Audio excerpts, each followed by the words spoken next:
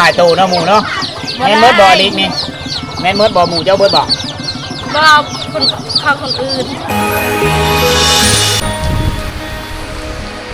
เอาสบายดีทุกคนสบายดีพ่อแม่พี่น้องลุงป้าอาเมิดทุกคนเด้อ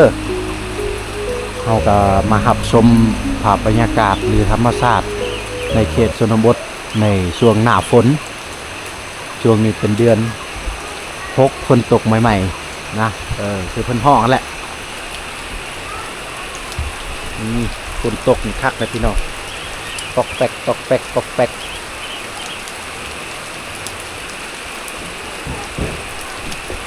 โอ้ยคือว่าเพิ่นใส่โซ่เด้เพราะว่าทางมือนี่เนาะ พี่น้องเพิ่นใส่อะนะโซ่เด้ตีนรถเพิ่นเพราะทางอะนะเมืองนี่มันลื่นได้มื่นประมาณนี้ที่ต้มลายเด้ โอ้สบายดีอันนี้สิไปชวนบ่นี่โอ้ผักพรเนาะมื้อนี้เนาะบ่ได้ไปชวนเนาะเฮ็ดหยังใหม่อันนี้ดังฟืนโอ้รุ่นรถนี่เอา นี่บรรยากาศยามตอนเช้ากับบ่เช้าแน่จักหน่อยวันนี้ก็ได้ละประมาณ9 โมง 10 โมงเลยเด้อพี่น้องนะที่หมู่บ้านอายุนคือเก่ายังอยู่เมืองดักจึงเด้อพี่น้องยังบ่ทันได้เมื่อพุ่นนะโอ้โหอันนี้คือเฮาได้เห็นภาพแจ้งบ่แม่นกลางคืนได้เนาะแล้วก็ได้เห็นคักหมู่บ้านเฮานี่อยู่เป็นแถวพุ่นหลายครอบครัวเติบไปเนาะโอ้น้ำอยู่นี่เนาะสะดวกสบายเนาะอยู่นี่เนาะ โอ้ยน้ำเขตชนบทนี่พี่น้องเพิ่นใสดึงมาแต่ภูพุ่นน่ะเบิ่งท่อตัวโยพุ่นน่ะดึงมาแต่ป่าพุ่นได้โอ้สุดยอดอักเอ้ยคือว่าเย็นแหละพี่น้องเอ้ยเย็นจนฮอดใจพุ่นละ เนาะโอ้ยน้ำนี่ไหลตลอดอุดมสมบูรณ์แท้บ้านเฮาเอาบ่อนนี้ยามแรงนี่มีคนมาอาบน้ำมาเก็บน้ำนี่เต็มเลยได้พี่น้องเนาะบ่อนนี้นี่ถ้ายามแรงนี่สิได้เห็นชาวบ้านเพิ่นมาเอาน้ำมาเบิ่งอยู่นี่นะนี่คือชนบทอยู่บ้านยังบ้านอายุนบ่เฮาอ่ะอีหยังมาเบิ่งซ่องบ่แม่นฝากติดตามหน่อยเด้อชาวบ้านเพิ่นเบิ่งช่องเผากระดูกแต่ว่าบางคนก็เคยเบิ่งได้เนาะเขตชนบทเขตบ้านเฮาบางคนก็ได้รับชมติดตามบริทางนี่เพิ่นเฮ็ดเด้ โอ้ค่อยๆได้ครับจังหน่อยพลาดล่มนี่บ่รับผิดชอบนำได้ อ๋อทางนี้ครับอยู่กับธรรมชาติป่าไม้เย็นสดชื่นเย็นภายในใจผู้เลยบอนนี้กับบอนเก็บฟืนเก็บไฟยังคนน่ะเนาะโอ้มีแต่หน้าเด้อาชีพบ้านเฮานี่เฮ็ดนาหลายเด้พี่น้องบ่เห็นให้เนาะก็เคยถามหลายคนแล้วให้เขาว่าบ่เฮ็ดน้ำตัวนี้เริ่มใหญ่แล้วพี่น้องโอ้เฮาสิบ่ลงหอดน้ำได้โอ้โหน้ำไหลตลอดบุขาดซ้ายคือว่าอุดมสมบูรณ์โอ้โหพี่น้องนี่เป็นตะแพงแท้เห็นนี่ตะมุตะมิก็ได้ เอามีคนสิเกียมลงแข้งมาตัวนี้วะโอ้เกียมลงแข้งได้นี่ต้องได้ใส่โชว์ในนี้เนาะเพราะว่าทางลื่นเนาะนี่พี่น้อง เนาะทางมันลื่นนะหรือว่าขี้ต้มหลายเนี่ยเพราะว่าทางแต่เจ้ากำลังบุกเบิกไม้บุแม่นว่าเขากำลังบุกเบิกไม้ตัวนี้คือว่าเพิ่นแป้งใหม่ๆทางพุ่นนะพี่น้องนี่ส่วนรถสูงนี่คือสิโอเคได้ขี้ต้มสำได้กับบ่ย่านเนาะรถสูงเฮานี่เนาะ แต่ว่ารถต่ำๆนี่ก็กังวลหน่อยนึงแน่ขี้ต้มนี่มันค้างคาได้เนาะเอานี่ มาหับชมชีวิตนะวิถีชีวิตชาวบ้านเฮาคักสุดยอดเฮามาใช้ชีวิตกับชาวบ้านเฮา1 วัน 1 คืน นี่คือจะเป็นกลางวันนะหรือว่ากลางเวรเอาทุกคนเห็ดกินเห็ดอยากเบิดเป็นที่เรียบร้อยแล้วทางนี้นะอาหารการกินก็หาแบบธรรมชาติบ่ต้องหาไปซื้อตลาดตะลี่ประหยัดงบประหยัดทุนเฮานะปลูกผักปลูกหญ้าหาจีหลอกจีเลียไม่อย่างก็จีนายวันแหละหาปูหาปลาเพราะว่าทางหน้าเพิ่นนี่ก็มีหอยหลายได้เก็บจีหอยต้มหอยก้อยหอยยังก็ได้เพราะว่าจักหน่อยในบ้านเพิ่นว่าสิเฮ็ดเมนูก้อยหอยลูกในบ้านเพิ่นกำลังสิไปเก็บได้เนาะไปเก็บเขตนานี่แหละเขตท้องนานี่บูดบ่อยากอาหารธรรมชาตินี่เนาะถ้าอยู่ในเมืองมีแต่วนว่ายกับอาหารตื่นเช้ามาก็จักสิกินอีหยังบ่เด้นะฝ่าวไปตลาดบางคนก็บ่มีเงินก็อุกอ่างได้เฮาอยู่แบบพอเพียงเฮาใช้ชีวิตเฮาแบบเงียบสงบนี่สุดยอดทางนี้คือถือว่าใส่รถแบบนี้ได้พี่น้องรถสูงๆนี่ขี้ต้มนี่บ่ย่านได้ขี้ต้มสำใดก็เอาให้อยู่รถนี่ นี่มันมีสลิงนำนี่เอานี่ปอสายตัวนี้นี่ขี้ต้มสำใดก็เอาได้มันค้างคาเอาให้มันหู้เรื่องรถเนาะนี่บื้นตัวนี้รุ่นใหญ่อันนี้รุ่นน้อยตัวนี้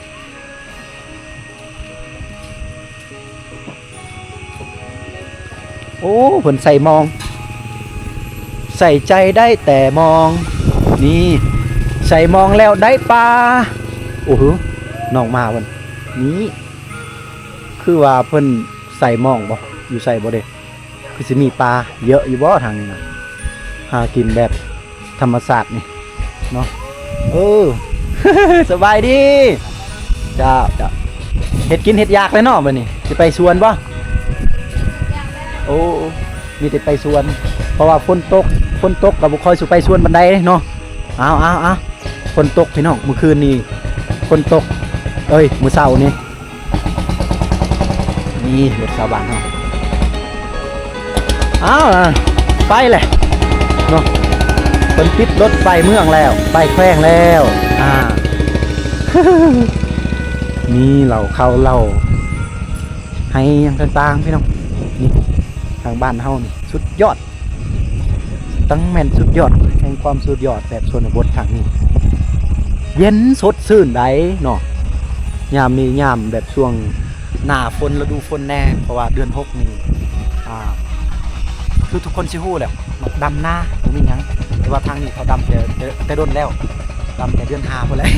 เพราะว่าอากาศหนาวฝนตกลิ้นฝนฟอยยังประมาณนี้สดชื่นปลูกกาแฟเหมาะกับการปลูกกาแฟทางนี้นะกะเฮาจะดำหน้าหรือว่าสิเฮ็ดหน้าเดือนใดก็ได้นะอยู่นี่บ่จำกัดว่าต้องเดือน7เดือน8เดือน9เดือน10บ่เนาะอากาศหนาวนี่ซะเนาะ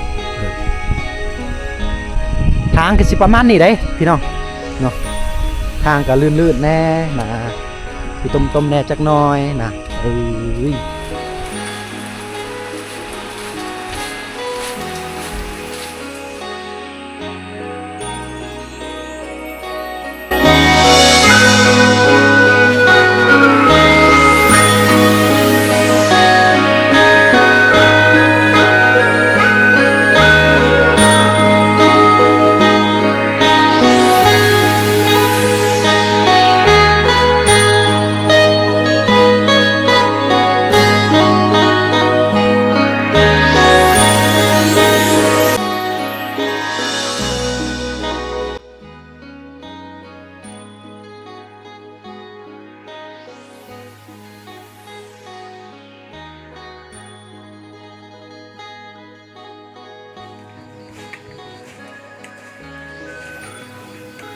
ไปชวนพี่น้องชาวบ้านเขาไปชวนกาแฟบ่ตัวนี้แม่นชวนกาแฟเฮาบ่แม่นตัวนี้ขึ้นมาชวนกาแฟปลูกลายบ่กาแฟปลูกลายบ่ได้ลายนะพอเล็กน้อยเนาะเอาไปตามสบายจะยามเช้าเพิ่นสิไปชวนคาเฟ่ได้แต่แล้วเพิ่นตอนแรงเพิ่นแหละบ่ายๆเพิ่นแหละเพิ่นมาเนาะ บายบายเพิ่นแล้วเนาะจึงมาเนาะกินข้าวอยู่สวนเลยบ่โอ้เพิ่นกินข้าวอยู่สวนเพิ่นเลยเนาะทุกคนนี่คือภาพบรรยากาศที่ดักจึงนะที่ดักจึง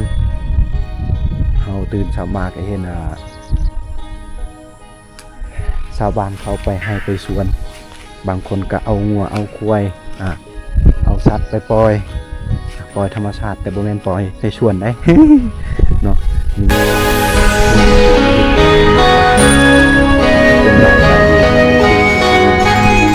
ภาษาตะวัน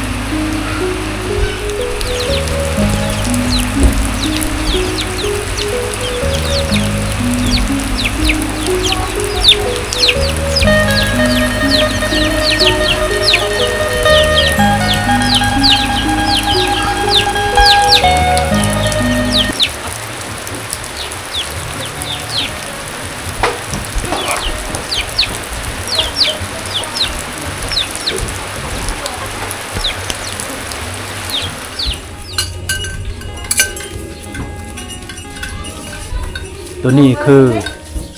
ธนาคารครอบครัวเป็นยังจึงว่าธนาคารครอบครัวเพิ่นสะสมสากไว้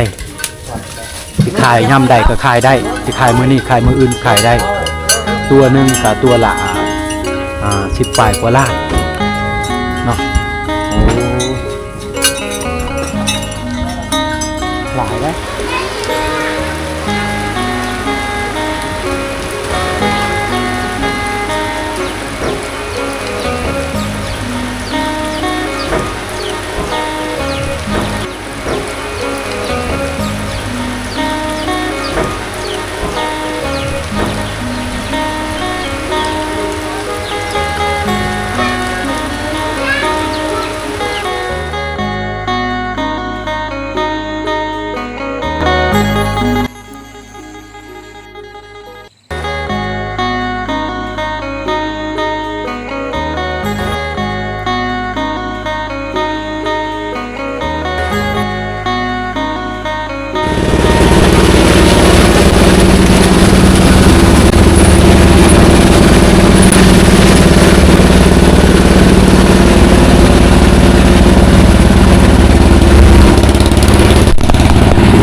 คนที่เรื่องได้เพราะว่ารถคนใดมันขึ้นบ่ได้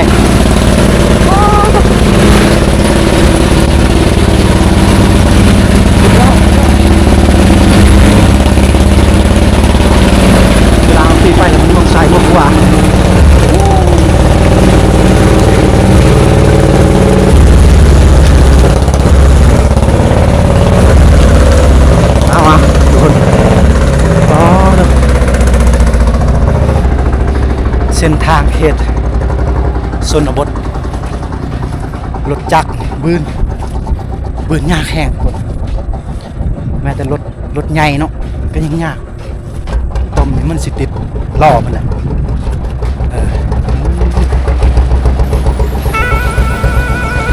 พี่น้อง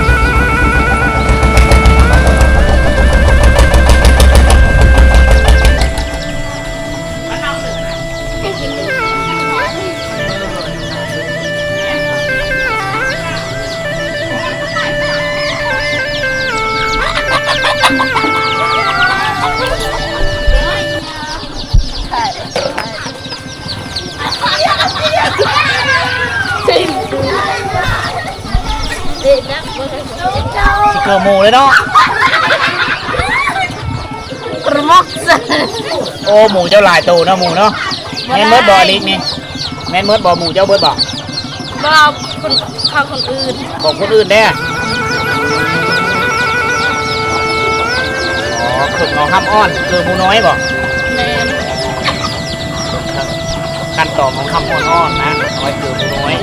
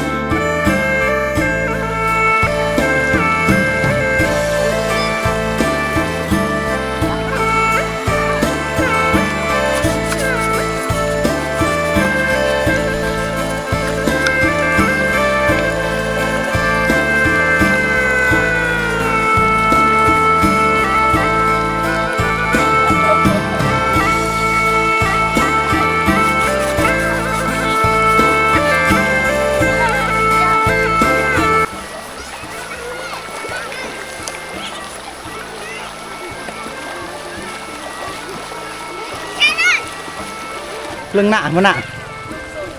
ฮะทรงหน้าเสียหญ้าได้เนาะ